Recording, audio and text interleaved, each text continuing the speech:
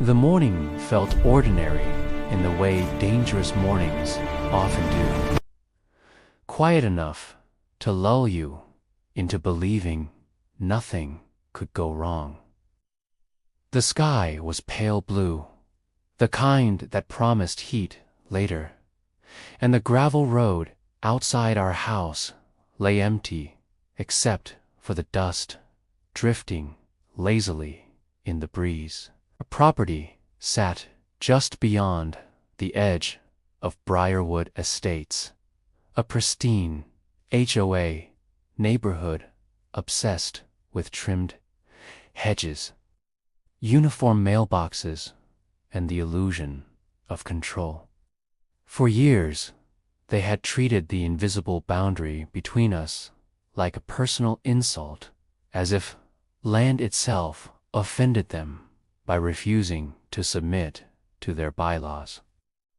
My wife, Alina, never cared. She believed land didn't need permission to exist, and neither did people. Alina was on the front porch sorting mail when I heard engines approaching faster than they should have on a private gravel road. The sound wasn't casual or respectful. It was aggressive, deliberate, the kind meant to announce authority. I stepped out of the garage just in time to see two black SUVs and a white pickup truck pull in hard, tires crunching stones like they owned the place. The vehicles stopped in a loose formation, doors swinging open in unison, and four men stepped out wearing navy uniforms with embroidered patches reading Briarwood HOA Security Division. They looked like law enforcement at a glance, which I knew was exactly the point. Fake authority works best when it's confiance. Alina didn't move. She stood calmly at the edge of the porch, sunlight catching in her dark hair. Her posture relaxed but grounded, as if she were part of the land itself. One of the men, tall and broad, with mirrored sunglasses and a smug tilt to his mouth, walked toward her, with his hand resting theatrically near his holster. He didn't introduce himself or ask a question. He simply announced, loudly and confidently, that she needed to step away from the property line immediately because she was violating HOA zoning regulations. Alina looked at him the way someone looks at a barking dog behind a fence, patient but unimpressed, and told him evenly that she was standing on her own property and had every right to be there. That was when the situation turned. The man smirked and snapped his fingers, a small gesture that carried too much weight, and suddenly two of the others drew their guns. Real guns, not props. The sound of the weapons clearing their holsters sliced through the air, sharp and final, and in an instant they were aimed directly at my wife's chest. My heart slammed so hard I felt dizzy. I stepped forward without thinking, fear burning through my ribs, but one of the men swung his weapon slightly in my direction and shouted at me to stay back. The gravel under my boots felt unstable, like the ground itself had shifted. Alina raised her hands slowly, not in panic, but with deliberate control. The movement of someone who understood exactly how dangerous the moment was and how to survive it. Her face remained calm, her breathing steady, her eyes locked on the man in sunglasses. She asked him quietly if this was really how he wanted to handle the situation, and the man laughed, the sound sharp and mocking, fueled by the confidence of people who had never been challenged before. They told her she was interfering with HOA enforcement operations, that they had authority to detain her, and that she needed to comply immediately. The words were rehearsed, borrowed from real law enforcement language, but hollow and misused, like children playing dress-up with adult consequences. I tried to speak again, to tell them they were making a mistake. But Elena's voice cut through the tension without raising its volume. She told me to go inside. There was no fear in her tone, only instruction, and something in her eyes warned me that staying would only make things worse. I hesitated, torn between instinct and trust.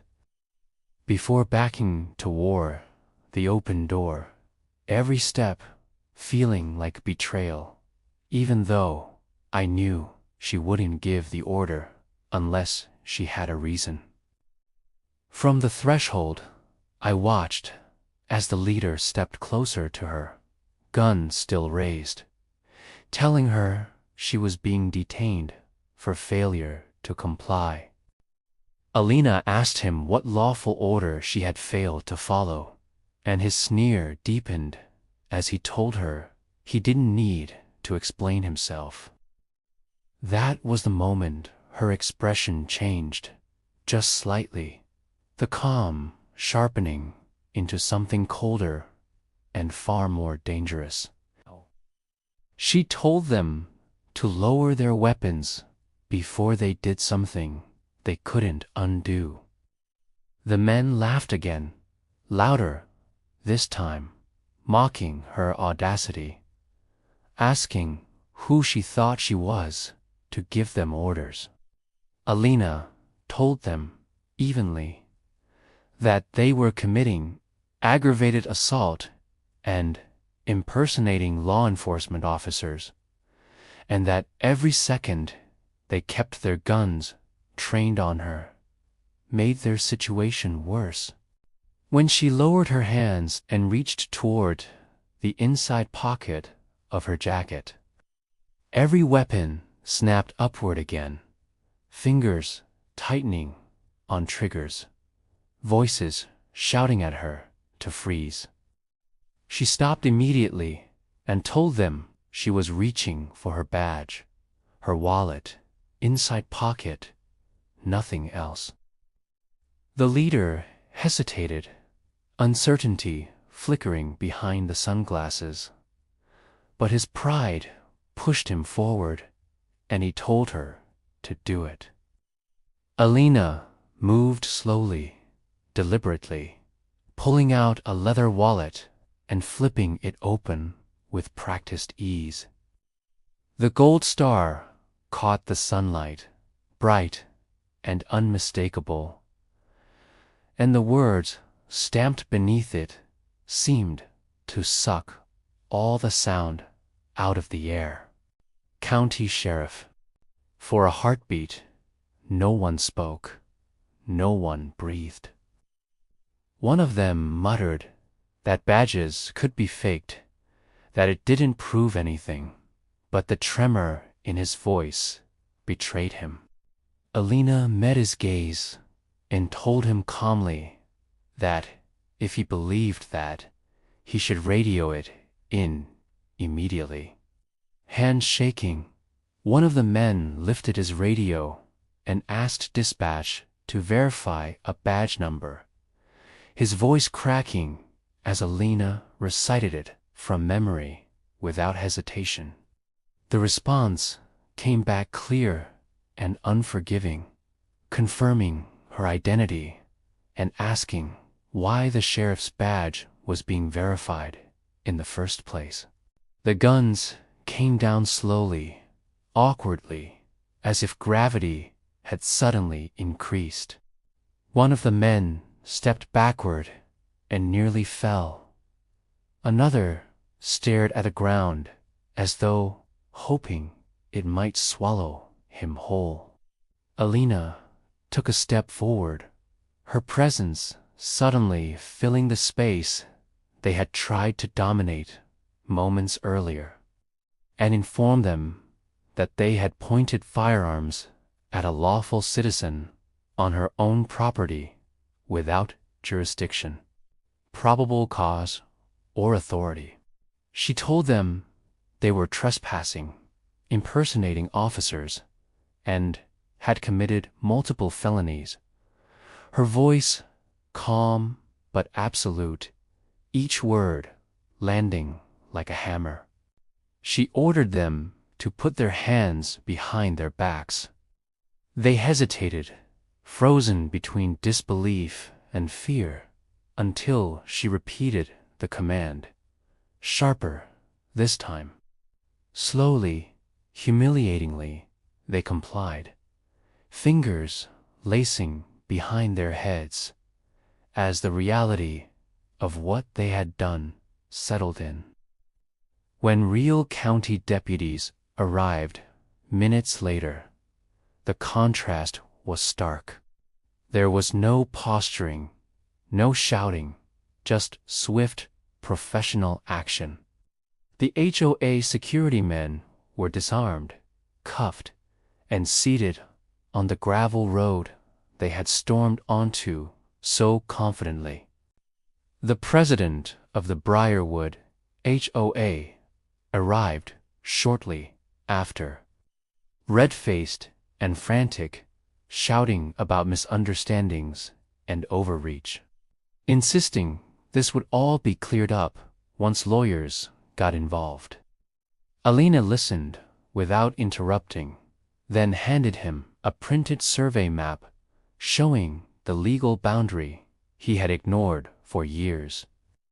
She told him quietly that his neighborhood had been operating outside its authority, that his private security force was illegal, and that there would be a full investigation. His confidence collapsed in real time, replaced by the hollow panic of someone realizing consequences are no longer theoretical. By nightfall, the story had spread through the county. The fake badges were confiscated, charges were filed, and the Briarwood HOA board began resigning one by one. Lawsuits followed, settlements whispered about behind closed doors, and the illusion of control that neighborhood had built so carefully crumbled under the weight of reality. Our house at the end of the gravel road remained unchanged, quiet and steady, untouched by the chaos beyond its boundary. That night, as Alina and I sat on the porch watching the sun sink behind the trees, she finally exhaled, the tension leaving her shoulders. She didn't talk about power or authority or fear. She simply reminded me that pretending to be something you're not is dangerous, especially when you forget that some people don't need to announce who they are. I looked at her then, not as the sheriff or the woman who had stared down guns without blinking, but as my wife, grounded and unshakable, and understood that true authority doesn't come from uniforms or weapons. It comes from knowing exactly who you are and refusing to let anyone convince you otherwise.